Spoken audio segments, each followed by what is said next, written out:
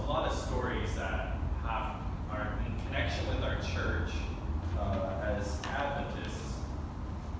And there's a lot of stories that are in connection to our local church here in Burbank. And we probably don't know them all. I gather them where I can. One thing that I think is really neat about this property in particular, this particular church, is that we are of where we're situated. We are in Glen Oaks, and if you are familiar with Burbank, you know Glen Oaks. If you're familiar with Sylmar or Glendale, you know Glen Oaks. Glen Oaks is this fantastic thoroughfare all the way through our city and our church. We don't know the stories of who founded our church. We don't know who built this building here. The congregation at the time must have been very invested in the church in order to build such a wonderful sanctuary on such a key spot. But they decided that this is where they wanted their church community to be anchored, to be connected to the community on this space where there's a lot of traffic going by. And we think that there's a lot of traffic going by today, and there is. But there was even more back then, I can imagine, even though there were fewer cars, I guess. Because along the median, as you look out here where all the trees are planted, there used to be a trolley tracks, and the trolley would run across here. So if you had a car, you could drive to church, which is probably why we have a smaller parking lot for such a church our size. But also the trolley, you could hop on the public transit system, ride it all the way here, and hop off right at the church. What a perfect spot to build a place for the meeting of God with His people. You know, the church, the way a church is built determines to a large degree how it can function. Our church here in Burbank is designed to fulfill the mission of Jesus, not just to make a general meeting space, but there's intentionality behind these spaces. Some that the purpose carries over into today, and some have been lost to time and culture, but then we recreate those spaces for ourselves. If you were to design the perfect church building, what would you think of? What would you think of to put in it? Well, one of the things that churches have to think about is, well, the church foyer, the lobby. How will that space receive people into this space before they even come into the sanctuary? Some people might just think the sanctuary, but there's the foyer, the lobby is important. That's the first thing that people see. That's why having somebody out there to greet, having the greeter team is such an essential part of being a church community. And then as we have that space in the lobby, what are the other areas? Well, then they come into the sanctuary, and it's not just about the beautiful stained glass, but it's also about the pews. Because even though you're not necessarily looking at the pews make a difference. Have you been to a church where they have hard back pews or hard seated pews, no cushions at all? Oh, that makes for a very long worship service. But we have nice, comfortable pews. There was a renovation that was done here about 15 years ago. The pulpit communicates something to the congregation. Sometimes there's a pulpit like this. Sometimes there's these monstrosities that they take up their central feature point of the church platform. And then sometimes they've reduced the podium to a music stand because they don't want much between the speaker and the congregation. And sometimes they get rid of it entirely and they put a high table that the person speaking can set their things on behind them. So that way there's even less between them and the community. There's a lot of intentionality there. The windows here in this space these beautiful stained glass. Isn't that neat? I was thinking last Sabbath, looking at this particular stained glass image of Jesus, and I thought, wouldn't it be nice if he was, I don't know, he looks a little stern to me. That's my perception. So I'm kind of looking for the little twinge in the smile, little corners of his mouth maybe turning up a little bit. But then I realized, he's reaching out for a hug. Like, I love that perception. I'm going to put that narrative over our stained glass, because I think it's something really beautiful. And then I realized, what if Jesus is instead, he's inviting us to dance with him in this image of life. You know, he's welcoming you into this waltz that he's about to lead in of life. Those are neat images of Jesus. But this stained glass says a lot. But what do these windows say? They say something. We'll get to that in a little bit. And then the church walls. The walls. What are they made out of? Why did they choose these types of walls instead of maybe something different? And they've used brick on this side of the building, and they've used plaster on others. And then they used breeze brick out there around the patio. Each one of those intentionalities communicates something to people before they even step into the sanctuary space, and when they do, it also communicates. I want you to ask yourself, play with this question. When is a church building perfect? Because we were just kind of imagining designing a perfect church. When would the church building be perfect? Is it back in 1955 when this building was finished? I imagine they had a beautiful dedication service. Maybe they had the mayor come. We don't have records from that time. We don't have any pictures from that exact day. We know that there was a newspaper article published in the Sun Valley Times. Is that what it's called? Sun Valley Star, something like that. And it had a picture of our church. Those trees, little twigs sticking out of the ground. Those massive, beautiful trees were just tiny. And I think, we don't know what that day was like. Maybe they cut a ribbon as they entered the building. Maybe they sang special songs about dedicating the space. We don't know exactly. But was it perfect then in 1955? Or was the church perfect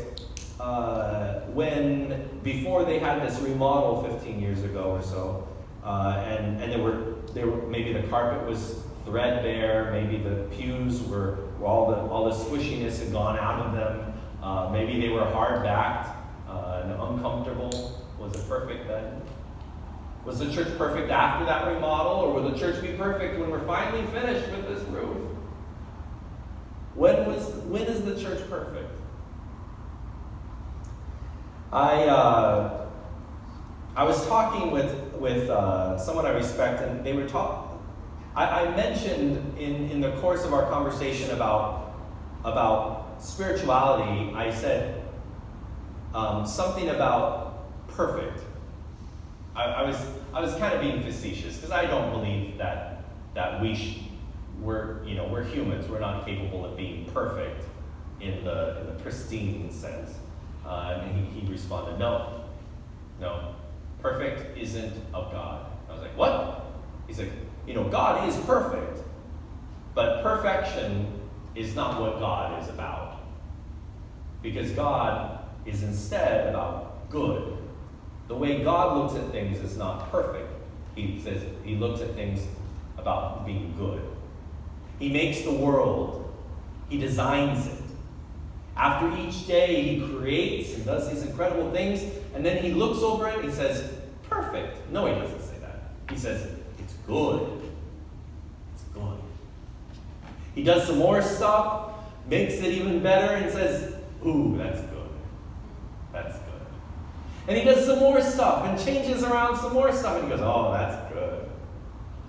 God, the way God looks is different than the way we look. And my friend was saying that when we look and we say perfect, we label things perfect, we're actually buying, I'm using a very specific definition of the word perfect, okay, and good. So that's the context of this exposition. But when we look at something, we say perfect, we're actually buying into this Greek idea of perfection. That Plato had this idea, this concept that there was a perfect something, and anything that we experience or have today is just a copy of it, an imperfect copy. It's not going to be as perfect as the perfect original. So, for instance, the stereotypical detail is a chair, that someplace out there, Plato theorized, there is the chair. There is the perfect chair. But then we make a chair. It resembles it, but it's not quite there. I'm not a philosopher, so I'm probably getting a lot of this wrong. But the fact that there really is this idea of perfection. We aim for it, but we always miss it. That's the human understanding. That's the natural way of looking at things. But when God looks at something, he's not saying, oh, that's not perfect. He's looking at things that's good or that's not good. It's not good for people to be alone. I'll make a helper comparable to that. Even in God's perfection, something wasn't good. And so he makes it good. It's a different way of looking at things.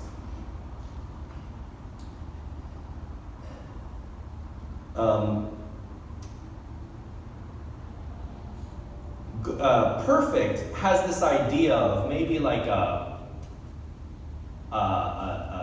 porcelain doll or a crystal vase or cup. That these things, they're perfect after the artist has painstakingly created them, crafted them. And then, whoops, something happens. And they nick a corner of a cabinet or a countertop or a rock or something. And they crack. Or a piece falls off of them. Or they shatter into a million pieces. And we say, they were perfect, but now they're not perfect anymore. That's the way we look at things. That's what we do. We create things and then that's what happens to them. And if we put that image on ourselves, then we say, oh, we're perfect. We were perfect. Maybe when we were born. Innocent, pure, beautiful. Whenever you see a baby and you see their feet, people just go, they look at a baby's feet and they go, look at all the perfect little toes. Oh, look at the skin. It's so soft. Oh, little pudgy feet, and we get kind of giddy over this perfection that we perceive through this baby. But then we grow up and this leg doesn't work like it should, and we got this something going on in our hip, and we got something on our back we need the doctor to look at, and we know there's issues that we're experiencing. And we say, we were perfect, but we're no longer perfect. Or maybe we were, when we were born, when we were little, we knew we weren't perfect because of something that maybe friends pointed out or our parents. And so we never knew what it was like to feel perfect. And so we always think other people can experience perfection, but not me. That's a lot to carry in your life. When you have this idea that somewhere out there's this ideal that you'll never live up to or experience. But instead, the concept of good is ongoing. It's something that even in what we might call perfection continues to change and grow and become better. We see that in God's ideal, when he says it's good, it's good. And then he does something different and he says it's good, and it's good. We see that he created this garden and it's beautiful. It's stellar, it's perfect in our minds. But things change. It was designed to be changed by Adam and Eve and for all of their descendants. It was designed to be crafted differently. It was designed to change. And, well, we did mess up. we went away from God. This perfect ideal of being with God, oneness, walking in the garden with him, it did break down because of something we did. But God was like, he wasn't thwarted by that. He didn't say, well, now you're broken, you're done, bye. Instead, he said, let me create that again, but in a different way. And so, through his people, through Moses, he creates this tabernacle. It's no longer this garden that had the trees and vines and flowers to craft the spaces around them, to house them, and to create that space for them to interact with each other and with God. But instead now, it was in a desert. And it didn't have all those beautiful plants. Instead, it had carved pomegranates and almonds. And it had things made of stone, some of it, but then other things made of wood, covered in metal. And then they also covered it with seal skins and beautiful threads that they could create. And also put in animal hair, woven fabric, and all the layers on the tent. It was in a tent in the wilderness. But yet, that was a space that God, he went down into to condescend to be in that tiny little space so he could be close to us again. And that was good. That was good. It was good then, and again it's good. And then God, he doesn't even keep that one space because it continues to change throughout our story here in this book. It continues to change from that tabernacle to where then David picks it up and says, God, why are you living in a tent when I get to live in this walled palace? You need a palace too. And so David empowers his son Solomon to build a temple. And that temple is built with permanent walls, with stone and covered in gold, and gold just everywhere, and beautiful everything. It wasn't like the garden, it wasn't like the tent, and it was by itself just beautiful. And in fact, it was one of the wonders of the ancient world. But time went on, that temple was destroyed. And then pretty soon Ezekiel has his vision of another temple, and it's different than even what Solomon built. And even though all that craftsmanship went into it, this one is this vision. It had different tiers to it. There were trees in the center that gave olive oil from them, just like maple syrup kind of a tap, But this was olive oil to feed the lampstands. How neat! It still had the lampstands. It still had the showbread. It still had the altar of incense. It still had the altar out front. But it was all different. There was a different structure. And then even later, when we look back into history, we call it Herod's temple, the one that Jesus went into. That was built, and it wasn't nearly as beautiful. It wasn't nearly as historic, but it was still good in that Jesus, he goes into this space, and he brings his glory into it. And he teaches in there, he worships in there, and he preserves that space for people to worship. It changes, but it's still God's doing. It's still good. Would we call any of those perfect? Maybe Solomon's. Maybe that's it. But the other ones, he wouldn't consider that perfect. Pristine versus ongoing. Perfection versus good. These definitions I'm working with, they're imperfect, but God continues to work through these different images. Now, what about you? What about you personally?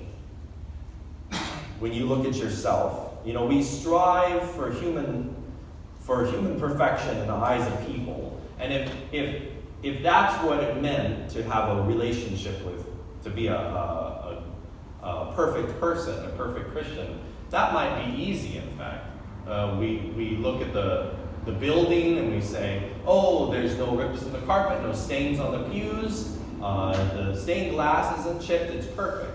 It's perfect.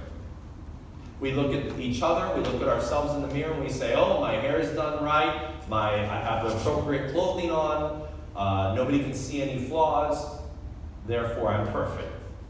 I'm perfect. That's easy, but that's looking the way that people see. But when God looks at us, good, it's what He does in us. It's what He does through us. And sometimes even what people see in us, even though it's good in the eyes of God, it's not perfect in the eyes of people.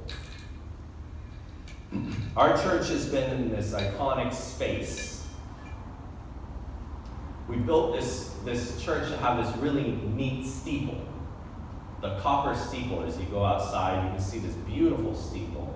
Copper is unique in that if we had built this steeple out of steel or out of even aluminum, over time that corrodes and it dissolves and it has problems. But copper, it starts out that nice, pretty, shiny, kind of that beautiful brown color, bright brown. Then over time, have you ever seen what happens to a penny? It tarnishes, it corrodes into a green, a really nice emerald green. But after it corrodes, it stops. Unlike rust, rust will keep eating and eating away at the metal until it's all gone. But copper, it will corrode on the surface, and as long as it's just on the surface and it doesn't go any deeper, the corrosion won't go any deeper. It will oxidize only on the outside. So this steeple will last longer than the building will. This steeple, even though it's corroded, it's good. It lasts. And this icon of our church, from the street, from this thoroughfare, will last and continue to tell about what we're about. This renovation that we had in this building, my grandmother, she came to a wedding here from our best friend back in the day. I don't even know which year. But what I understand about this, before we had this renovation, it was originally designed with just the windows up top. And these large windows down below, those were just wall. Can you imagine what that must have been like? Without all that natural, beautiful light coming in? I think some people might have put those high windows in to say, we'll let sunlight in, but we don't want too much, because we want to control it. Or maybe it might get too bright sometimes. Maybe it might be distracting to see outside and see what's going on outside. I don't know what the reasoning was, but they chose not to have any windows. It was just wall. But then during this renovation, they decided we need to put these windows in. We need to be able to have the natural light come into the church. And that's a big decision. To allow, and not even stained glass, but to be able to see outside. People outside to see inside. That's a certain level of vulnerability you have to accept and be comfortable with. I was talking with another friend, and we were at the Hollywood church, and she was saying, as a church, we need to have porous walls. And initially, I didn't quite understand what she meant, but once I got it in my head, I can't get rid of it. Our church needs to have porous walls. I think that our church physically embodies that ideal in having porous walls. We've chosen to have windows that look out into the world and lets the world see us inside, to eliminate another barrier that people often have, or for us to go out, to have a relationship with people in the world. Jesus said, I don't ask that they be out of the world, I ask that they be in it, but they're not of it. We're not of the world, but we are a part of it. And we're not to be here in this citadel, protected from the elements. We're here so that way we can create this space of welcome and safety and community in the middle of our city. One thing that I notice here, and it's iconic for buildings from this era that our church is in, is this breeze block around the edge of our patio out there. It has this neat. If you're not familiar with the West Coast, we've used a lot of breeze brick because it gets hot here, like today. And this breeze brick does a number of things. One, it designates certain areas. It's helpful. But two, it keeps the sun off of the building. We haven't used it that way, but if you put breeze brick on the outside of the wall of your house, the sun hits that breeze brick and it keeps your house cool. So without air conditioning, the sun can't heat up your house as quickly. And when the sun heats up the breeze brick, the air can flow through and cool it down, and you're you're not warming up. But the problems with that, with breeze brick, is that you can't keep things hidden. Things are still visible. It's not like you're living in a glass house, but it's not too different. It still protects, though. It still guards. It still shades. You know what these are. These wonderful little toys you probably have played with or stepped on. That Legos. They are porous, but in a very intentional way. Their pores allow them to stick together. And this is what I'm giving you today. This is the little emblem. In order for us to be able to stick together, just like Legos, the things that allow space to flow through, that's what Legos do. They create this space. They create the ability to stick together.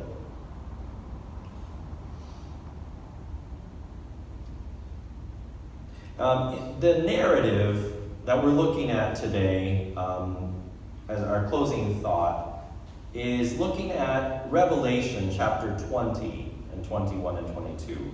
We're not reading all of it, just one particular thread that we're following through this story.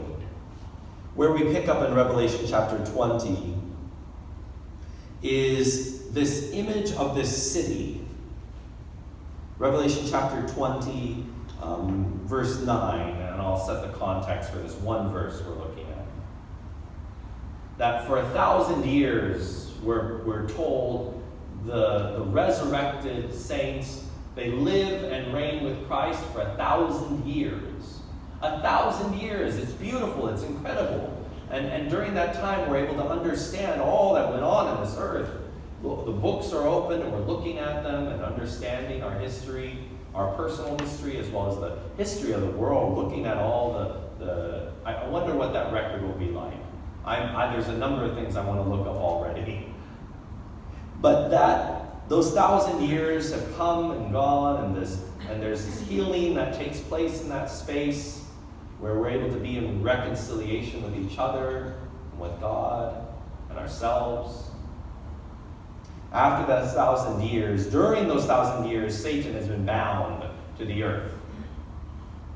He is bound to this earth, and it's like a huge timeout. Sit there and think about what you've done. Look at the horrible things that you've done. Think about them. And after those 1,000 years, he's still the same. He's still rebellious. He's still angry. He's still selfish and prideful. And after those 1,000 years, he's released from that restriction.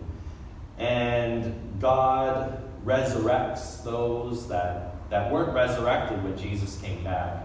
They live their lives wanting to get ahead on the backs of the weaker people than themselves. Those that they could take advantage of, or that they could put themselves above. And Satan goes out and deceives the nations that from all corners of the earth. And it says in verse 9, and they marched up over the broad plain of the earth and surrounded the camp of the saints and the beloved city. What an image this is, especially when you connect it to what this city is depicted as in Revelation 21 and 22. That this city is beautiful. It's stunning.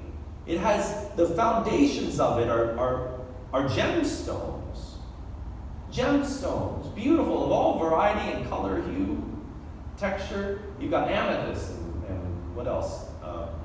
Onyx and topaz, and just these beautiful gemstones. And the city's built with it.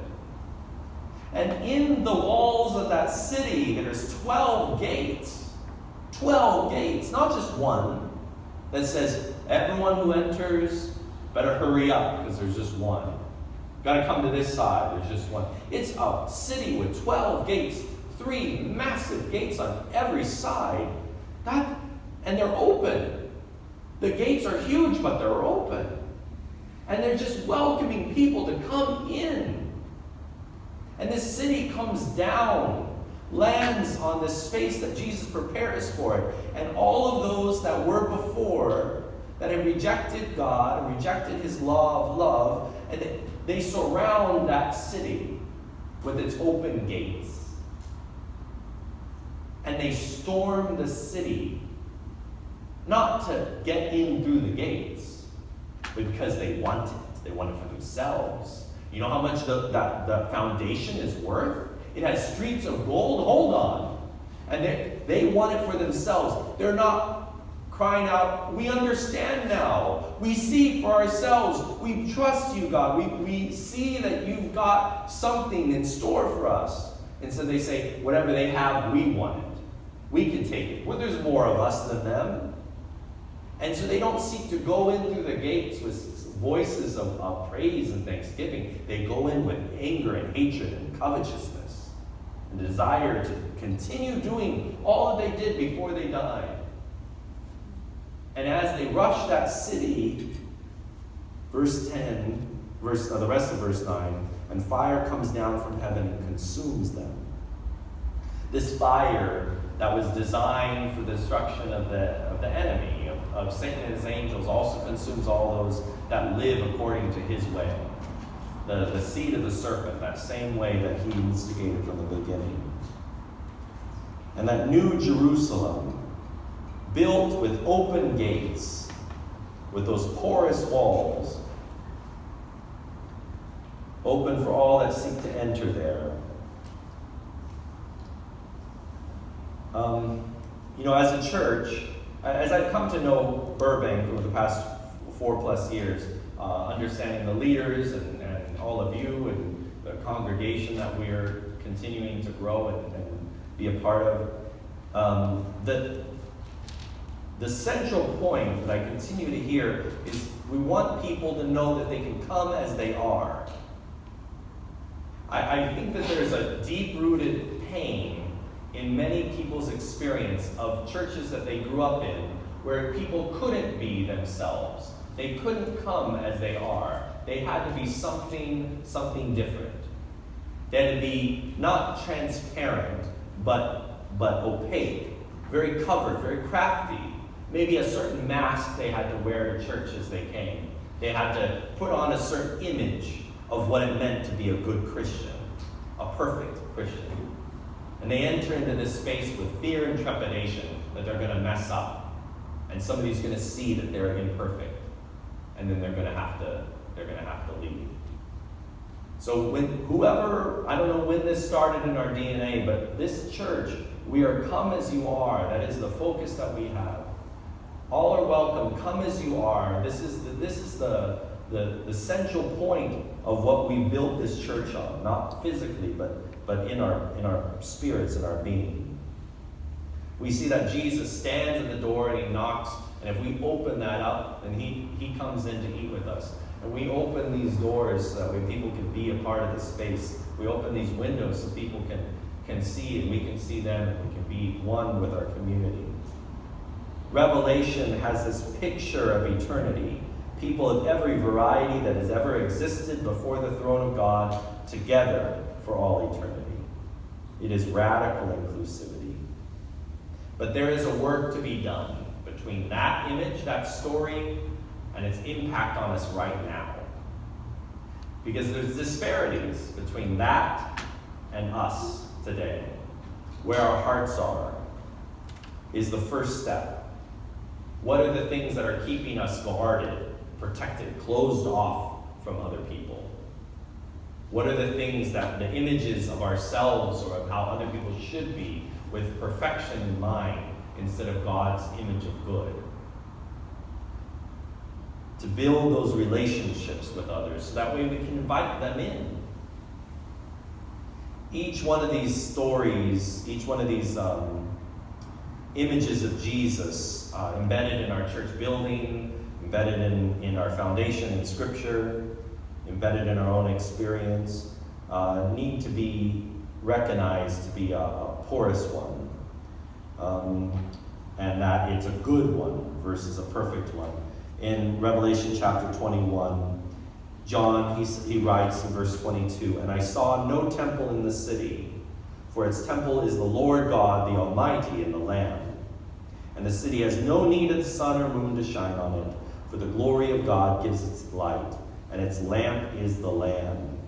By its light will the nations walk, and the kings of the earth will bring their glory into it, and its gates will never shut by day, and there will be no night there. They will bring unto it their glory and the honor of the nations."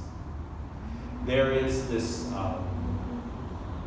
that's the future reality, that even though there was that temple garden in the beginning, and then there was the tabernacle in the wilderness, and then there were the temples of different variety throughout time, John looks into this image that God gives him, this revelation through Christ, and he says there is no temple in God's perfect, eternal good. There's no temple in that future reality. Instead, because we're walking with Jesus. He's our Lamb. He's our light. He's there with us. We don't need a temple then. What is your reality right now? I'd like to pray for you as we close this contemplation, this time of reflection on our own walk with God and of our church. To ask God, what are the things that are keeping me from other people? What are keeping me from, what have I built up around me that is somehow shielding you from me in a way that is not vulnerable, although it is safe, it feels safe. I'd like to pray for you now as we close this time and as you talk to God. Father, the opportunities that you've given to us to reflect on you and your word through these varied means, these illustrations that we're familiar with and things that have spiritual and eternal importance. Help us, Lord, to see the spaces that we've closed ourselves off to you, closed ourselves off to the people around us. May we stand like your city with open gates, recognizing that vulnerable position is the position that you have depicted for us to be in as a church. Work in our hearts to make us willing to do your good pleasure, to have the character of Christ that opens itself up to the people around us, for us to have porous walls to our community. Father, thank you for what you're doing in our church here in Burbank. I ask that you continue to bless us and to bring us closer to you and closer to each other. And we ask and pray these things in Jesus' name. Amen.